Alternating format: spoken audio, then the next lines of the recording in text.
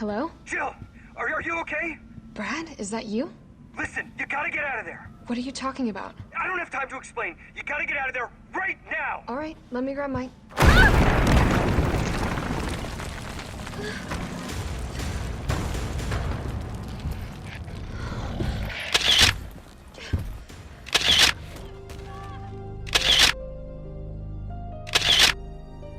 Nemesis is, without a doubt, the most dangerous B.O.W. that Jill Valentine will encounter during the events of the game Resident Evil 3. Originating from the Umbrella Corporation's No. 6 laboratory in Europe, Nemesis would be yet another bioweapon with roots stemming from the research being conducted in the Arklay Mountains. Developed in the hopes of creating a super soldier capable of following complex directives through minimal supervision in the field, with its inaugural mission seeing the Tyrant tracking down the remaining S.T.A.R.S members who had managed to survive their ordeal at the Spencer estate. Listen, he's coming for us. We're both gonna die. What are you saying? You'll see. He's after S.T.A.R.S members. There's no escape. The story of Nemesis as we know it begins with a man named Oswell E. Spencer and his desire to create a virus that could wipe out the entire population of the Earth in one fell swoop. For this task, he would establish a laboratory in the depths of the Arklay Mountains, using funding from the Umbrella Corporation, of which he'd been a co-founder. Spencer would round up some of the brightest scientific minds of the generation, but unfortunately for him, the 100% fatal virus which he sought was deemed an impossibility, the highest infection rate that the researchers could manage to achieve being around 90%. Leaving 10% of the population resistant to what they had begun dubbing the T-virus. This gap would displease Spencer, and so, in an attempt to find a solution for their shortcomings, the researchers would begin working on ways to deal with the rest of the population. These experiments would lead to creatures such as the Hunters, bioweapons that were deadly enough to kill those who were immune to T. However, despite the powerful beasts that the researchers were able to create in their conquest, these B.O.Ws lacked a key component to ever make them effective in the field. The component being the ability to follow complex orders. To remedy this pitfall, the bulk of researchers would begin shifting towards what they would dub the Tyrant Project, a race to create a super soldier that would be capable of taking and carrying out orders from the higher-ups at the Umbrella Corporation. To this end, other Umbrella research facilities around the globe would begin racking their brains for a solution as well.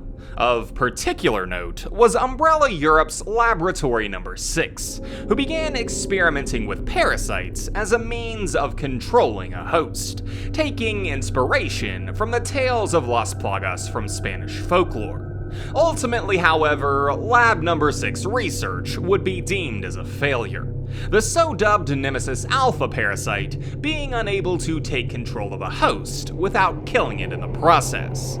That is, until a breakthrough at Arklay would open up the Tyrant research floodgates.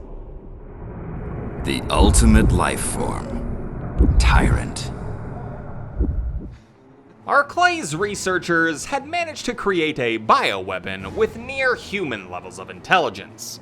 Codenamed the T-002, this incredible discovery would kick open the door of possibilities for further expansion into this line of monstrosities.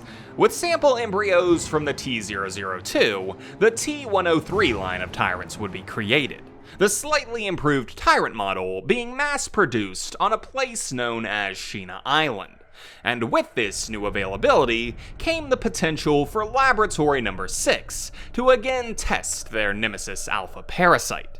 Acquiring several T-103 Tyrants, the European research facility would again begin testing with their parasite. However, this time the results were much more promising. Nemesis Alpha would be injected into a subject's spinal cord at a cellular level, absorbing the T-virus cells existing in the host's body and taking over control of its neural network. This process would give the parasite complete control over the tyrant, improving the host's intelligence, as well as bolstering its regenerative capabilities beyond the threshold of its enhanced body. Unfortunately, though, this new breakthrough wouldn't come without its own share of complications. Of the several subjects being tested with Nemesis Alpha, a few would use this newfound intelligence and attempt to escape from their creators. A troubling turn of events that would cause worry of possible rebellion. But the potential of a new, more capable tyrant was too intriguing to ignore. And before long, a perfect testing ground would open up right in the backyard of the Spencer Mansion facility.